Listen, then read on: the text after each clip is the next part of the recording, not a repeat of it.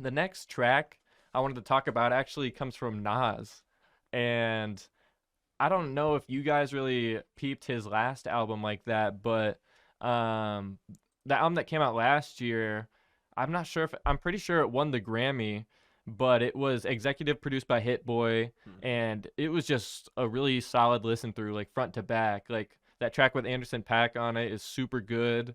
He's got a track with Cordae on there. Like, well, actually, I'm not sure if he has a track on with Cordae on that album. I might be tripping about Yeah, I that. didn't think he did, but There might be another feature that I'm getting confused with, but just in general, his last album was super good. And so now he's following that up pretty much with the first song that he's put out since then last year. And like he won the Grammy earlier in 2021 here. And it's actually an older song that was recorded in 1995. And that was before any of us were born. And like Corday is featured on here and Freddie Gibbs. And so these modern artists are getting featured on this track that was originally recorded back in the day, but it was all put together by Spotify. And shout out to Carl Cherry actually, because he was the A&R on the project that sort of got everything together and got this track released on Spotify singles. So the track is called Life is Like a Dice Game. And so Hit Boy is producing this as well. So they're continuing their collaborations after the album. And so I just think this is a dope track, super chill vibe, like good hip hop, and some artists that sort of bridge the age divide in hip hop a bit, if you really think about it. Because I've got the Genius pulled up here of what they're saying, and like Corday is what, a year older than me, so he's 24. Freddie Gibbs is in his 30s, and then Nas is in his 40s. So this is really a you know coming together of different eras in hip hop almost. Corday being the newest era, I guess you could say, and Freddie being maybe about 10 years ago, but he's really stepped into his prime recently. But hmm. it's dope. Like Nas does the intro and the chorus here, and then Corday comes in with his verse. Corday sings the chorus before he tosses it to Freddie Gibbs, who comes in with his verse, and then we get the chorus again before Nas comes in. And actually, this is the verse that would have been in '95 when he recorded this.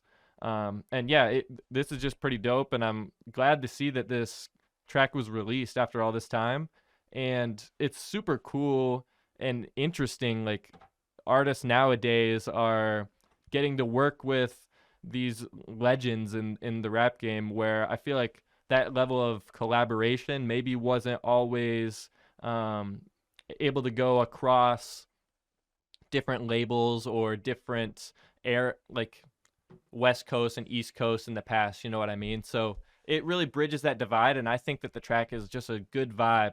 And I would love to see more stuff like this. Like I'll give Spotify their credit where it's due, because I like the dude that was the A&R behind it, but I would love to see more collaborations and different stuff from the vault revisited and worked upon by artists that are coming out today with popular music. So, what do you guys think about this track?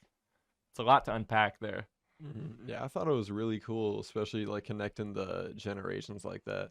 And yeah, especially cool because it's like it would have been like one song if it would have been like we're hearing like a Nas verse now. Then like I think it was really cool that we got like this era Nas, like with these guys at this their stage in the career here. I thought it was kind of interesting how you're able to like merge them together that way, like when you go back in the vault like that.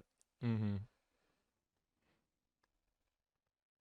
I think it's epic when the new school and the old school come together and they collab and make a good project. Because I feel like, the old school know how to pick uh the best of the new school and then just put out a really good project. And so that's what I thought, we had here. And just like the production was good, it was definitely a vibe. It was very jazzy almost, but like very boom bap reminiscent. And it was just, I thought it was a fire track. I'm a big fan of Corday. I really like Freddie Gibbs. Um And and Nas is just a Nas killed it legend. as well. Yeah. Yeah. Yeah, legends never die, man.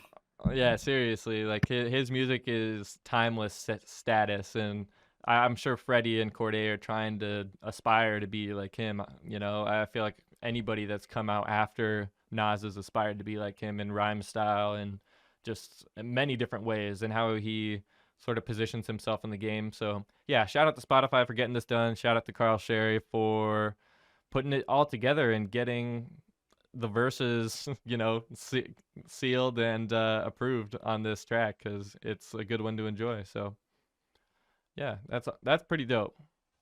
Like, you really don't see anything like that. Like, correct me if I'm wrong, but I don't remember like a song from the vault being revisited and improved upon by artists that are coming out and being popular nowadays. Yeah, I don't know if I've ever seen anything like that before.